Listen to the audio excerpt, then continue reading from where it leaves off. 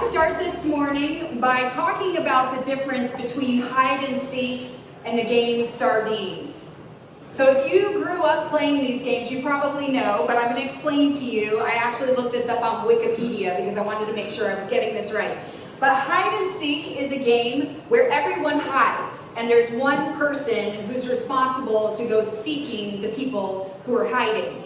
And the goal of being a hider is not to get found. Like, the goal is to find the sneakiest hiding place you can so that you're the last one to get caught. Because if you're found, essentially, you lose. Sardines is essentially a similar game, except only one person hides, and everyone else tries to find the person who is hiding and then join the hider.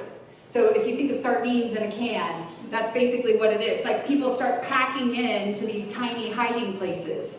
So I was thinking about this week because, and you're going to have to work with me because this is definitely a stretch of a metaphor, that God seems to be more of a sardines player than a hide and seek player.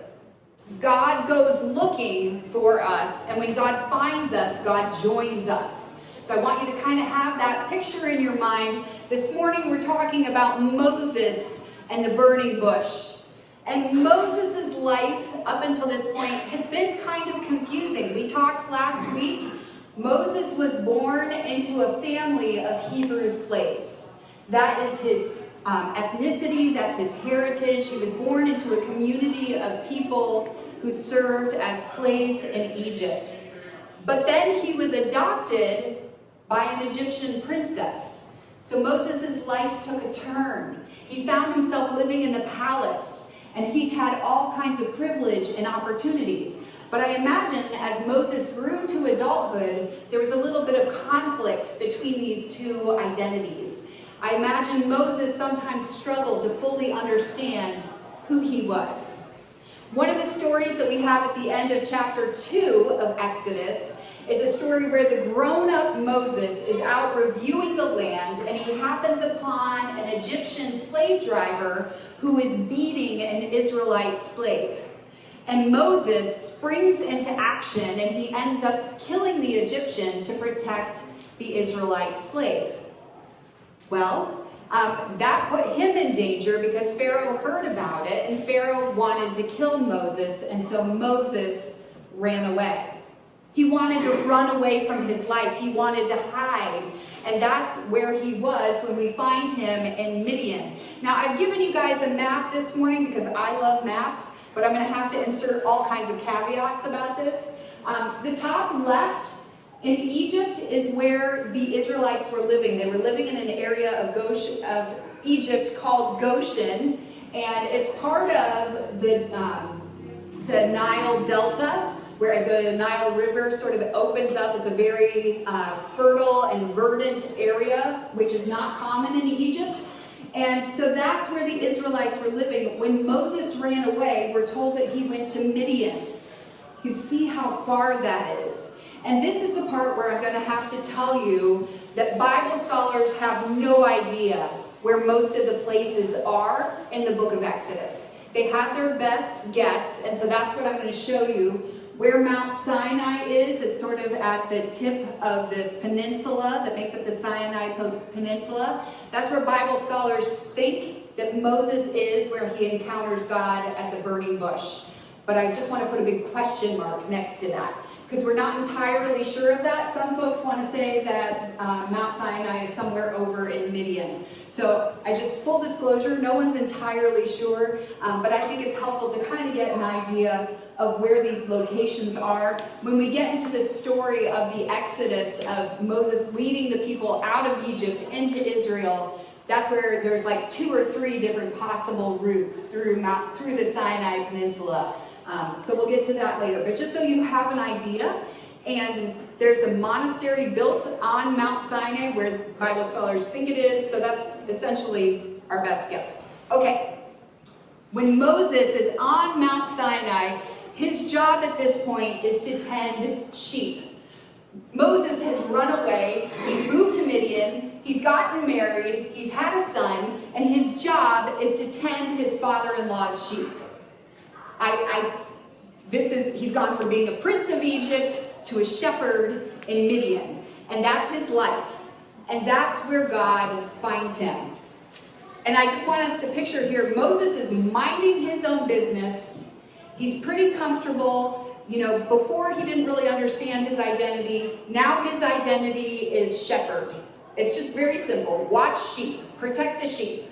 And that's what he's doing when he encounters a burning bush. Sometimes God is not super subtle. This is one of those moments. There's a bush on fire. It's not burning up. And there's the voice of God speaking to him from the bush.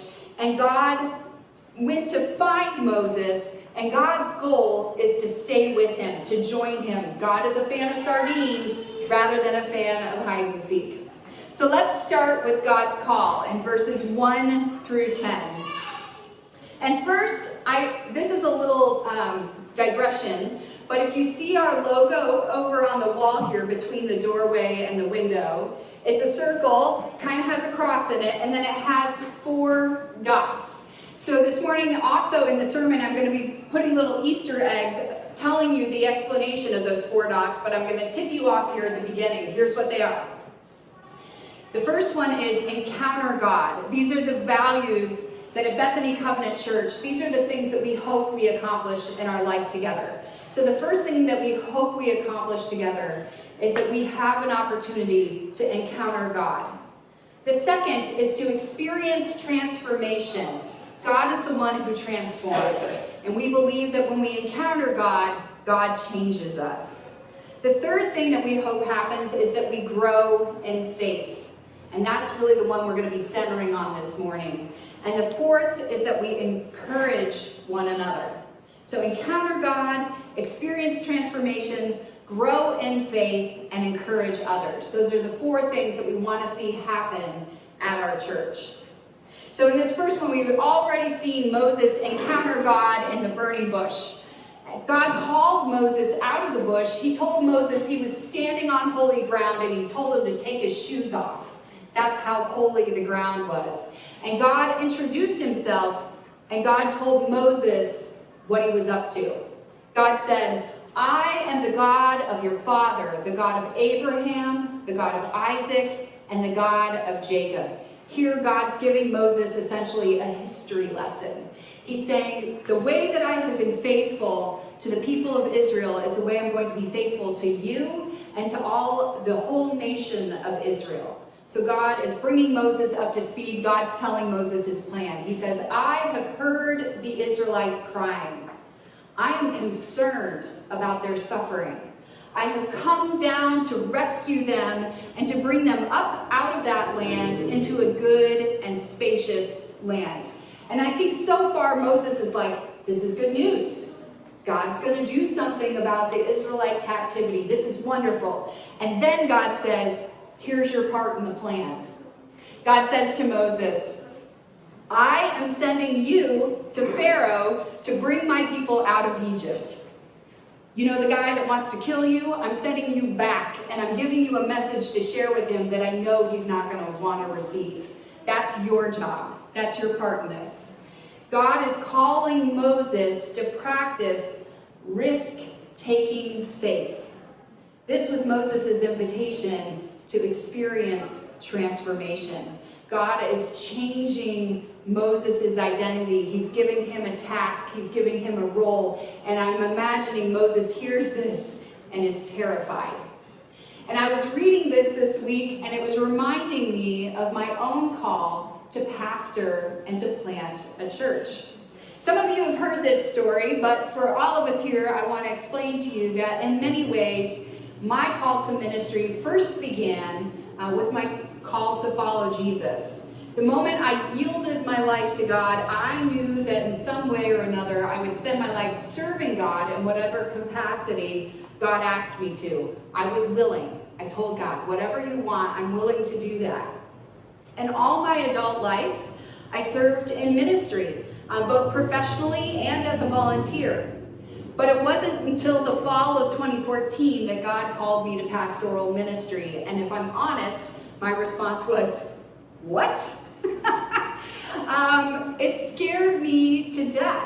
But I thought, okay, I know how to be obedient. I'm going to take some steps to figure out what this is going to look like. But I very much understood that as a call to risk-taking faith. I was trying to figure it out. And I was sitting at home, minding my own business, folding laundry on the couch in my living room in March of 2015, when I felt God say to me, I want you to start a church. I almost fell off the couch. I know I started laughing out loud because I thought it was ridiculous. I thought God must be mistaken. I thought maybe I was mistaking God's voice for something else. But then I remembered what happens to people in the Bible who ignored God's call. So I felt that I think maybe God is asking me to do this. I don't want to ignore it in case it is from God. That's really bad. But also this is terrifying. So I told God, I'm willing, but I need some convincing. I need you to make this very clear that this is from you. And I told God I needed training. I needed development.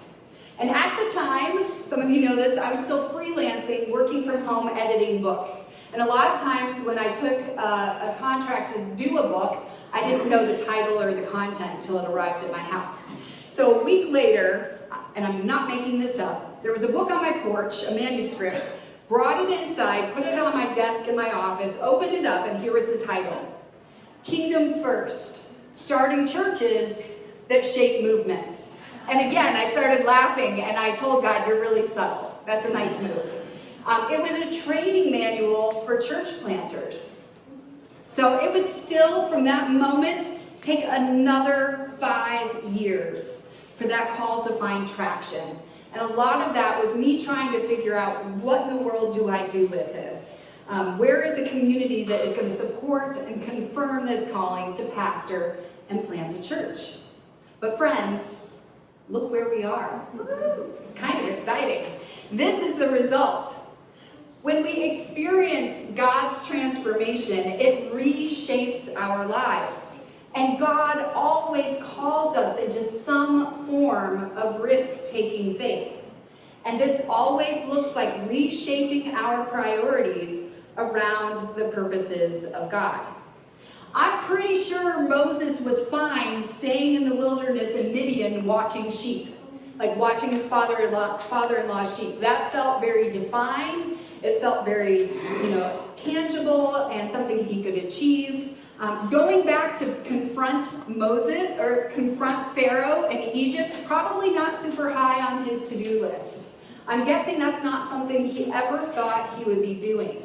But that's exactly what God called him to do. Moses needed to grow in faith. And so part of that is for Moses to understand who Moses is and also to understand who God is. Which brings us to the second point. Who am I? This is from verses 11 and 12. God called Moses to take this action that required risk-taking faith. And Moses' first response was to question God's plan and his own qualifications. He said, who am I to do this? Who am I? He didn't feel qualified to lead. God knew the people needed deliverance, and his plan, God's plan, was Moses. Moses wasn't sure at all that this was a good plan. God didn't call Moses because he was such a great leader. God didn't call Moses because of his education and experience. God didn't call Moses because of his sparkling personality. You'll see a lot of that in the coming weeks as we look at Moses' life. God didn't call Moses because of his connections or his contacts. God called Moses and told Moses, I will be with you. And that is ultimately what makes the difference. Moses told God, who am I to save the Israelites? I can't do that. And God answered, you're not going to save them. I am. Moses encountered God, he experienced transformation, and now he needed to grow in faith. God gave Moses a job to do. It was not something Moses was looking for. It was not something he felt qualified to do. And quite frankly, it's not something Moses was qualified to do. But God promised to go with Moses. Moses still had to go. Staying home was not an option. but God promised to go with him. And then God offered this sign, and I want you to notice this sign because I think it's really fascinating. It's from verse 12. God said, here's the sign that I'm going to go with you, but the sign only comes true after the task has been accomplished. He said, when you have brought the people out of Egypt, you will worship God on this very same spot, on this mountain where I'm talking to you right now. So God is saying, I will give you this sign, but only after you've done the thing I've asked you to do. They would worship God on this spot. Moses had to risk first. Moses still needed to grow in faith. Which brings us to the third point. What is your name? This is from verses 13 through 15. Moses is concerned now about what the Israelites are going to think about his story. God came to me in a burning bush. God gave me this job to do. I apparently am supposed to lead you out of captivity in Egypt. He's like, no one's going to believe this story when I tell it to them.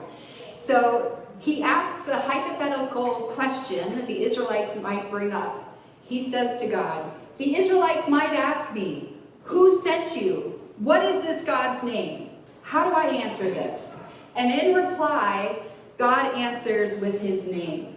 And God's name is Yahweh, which means I am. The word also could be understood, or God says, I am who I am. Tell them, I am has sent me to you. This word could also be understood as I am, I become, I will be. God's name expresses the sense of timelessness and eternal causation. This is the name God chose for self-identification. I am. God exists. God is and will be with God's people. God wants to be known by these people, and God offers active presence and relationship. We've talked about this before, and I've told you that God doesn't always answer all of our questions or tell us how things are going to turn out. But we have a God who joins with us. God has called Moses to go, to do hard things, to say things to Pharaoh, to lead the people out, but God promises to go with him on this journey. God calls us to grow in risk-taking faith, so we will learn to depend on God. Staying put watching sheep in Midian isn't really a risky occupation. Walking into Pharaoh's palace to tell him to release the Israelites from slavery is a risk. And it must have felt terrifying to Moses that this is what God wanted him to do. Moses felt unqualified because he was unqualified. But God promised to join with him and to go with him. God chose to be responsive to the descendants of Abraham, Isaac, and Jacob. This is who God is. This is the commitment God has made, and God will not turn back from this commitment. God chose to be known by these people. God sent Moses to encourage the other Israelites that God would be with them. This is the message that Moses brought. At Bethany Covenant Church, we have 4 hopes for our life together, and I've told you them already, but I'll repeat it. It's to encounter God, to experience transformation, to grow in faith, and to encourage one another. We believe in a God who comes and finds us, who joins with us, and who goes with us, and a God who will not leave us. That is our God. I'm going to give you some questions this morning to review at your tables or with your friends. The first is, why do you think God asks us to practice risk-taking faith? Wouldn't it be nice if God just gave us an owner's manual and it was like a step-by-step list? That would be lovely, but that's not what God does. God calls us to step out in faith and to trust God. So why do you think God behaves that way? And then if you still have time, you can talk about when have you experienced God joining with you? And if you have to have that image of sardines, when has God climbed into the tight little space with you and promised to go with you? So go ahead, circle up and talk about those questions, and then I'll bring us back together in a couple of minutes.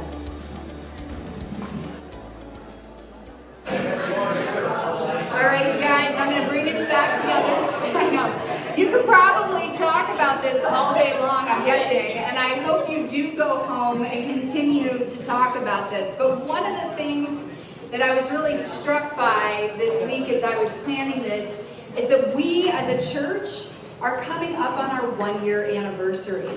So just personally, I've been doing a lot of reflection and looking back at how far God has brought us in a year. It's kind of crazy when you stop to review the things that we have done over the course of this last year. And then I was looking at where we're headed through this sermon series, looking at the story of Moses bringing the Israelites out of Egypt on the journey into the promised land. And I thought, well, this is kind of perfect. This is our story too. And so I really will be trying to frame it that way for us. Because as Moses led the Israelites on this journey out of slavery in Egypt into freedom in the promised land, God was forming them into a people and teaching them what it means to be God's people. God had already demonstrated a deep commitment to the nation of Israel. And now the Israelites are going to learn what their commitment to God looks like. Friends, at Bethany Covenant Church, this is also our journey. This is our story. Jesus has rescued us out of slavery to sin. God has come and found us, and God has promised to be with us. We, as a community, are being formed into a people, a community of faith. And just looking back over the last year, we can identify ways that God has been faithful to us. And now we are learning what it looks like to be faithful to God. And this journey is going to require risk-taking faith. It already has. That's how we got here. There will be things that cause us to fear. There will be moments where we'll say, can't we just stay in Midian and watch sheep? I mean, that feels very easy. There might be moments when we are afraid that we are small, that we aren't qualified, that there won't be enough resources, and maybe that we aren't enough. But God tells us, just like God told Moses, all those things may be true, but God is enough, and God promises to be with us. So I'm excited that this is what we're talking about as we're leading into our 1-year anniversary. God has already brought us this far. I was looking back at some pictures of this time a year ago, back in August, when there was no floor in here and we were still meeting. We were holding meals in this space. So we've come a long way. We believe that God is going to give us more opportunities to encounter God, to experience transformation, to grow in faith, and to encourage others. There will be others who join us who need to encounter God as well, and I'm excited about that. The question is, will we as a community be willing to practice risk-taking faith as a group? Are we ready for that? Will we follow where God leads? Will we move forward together in unity as a community? I'm really excited about this journey together. I'm also, if I'm honest, a little terrified. Since that moment where I was folding laundry on my couch, not asking for anything when God called me to start a church, this has been a very scary process. But I have loved God and walked with God long enough that when God calls you to do something, no matter how hard it is, the answer is always yes, I will do it. You have to equip me. You have to prepare me. You have to send books to my house that teach me how to do it. But I'm willing to follow. I'm willing to go where God leads. God is working in our lives even when we don't recognize it. And I want to encourage us all that we can already look back and point to moments where we can say, God has met us there. God met us there. God met us there. God met us here. God met us there. God is bringing us to where God wants us. And He will continue to do that. I have faith in that. So I'm going to pray for us because this is going to require lots of courage. I'm going to pray for us and then we'll continue in worship.